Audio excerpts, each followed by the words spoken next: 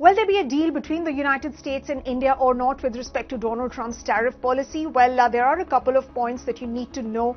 Number one, the fact that now the ball is in the United States court to figure out whether they want to strike a deal with India or they will be imposing some tariffs. Remember, Donald Trump stated just a couple of hours back that his administration will be dispatching these letters to at least 12 to 15 countries, and of course this process will start sometime tonight according to Indian time.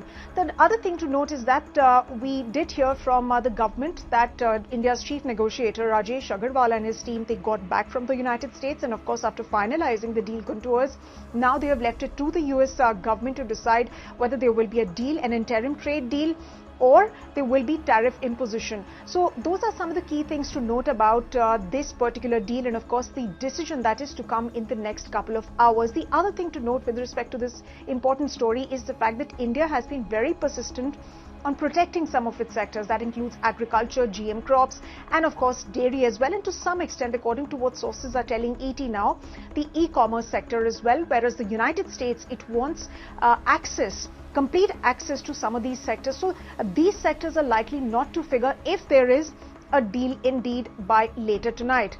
And of course, India has been asking for sustained preference so far as its labor-intensive sectors are concerned. For example, whether it's related to handicrafts, whether it's related to textiles. So India wants sustained preference in these sectors.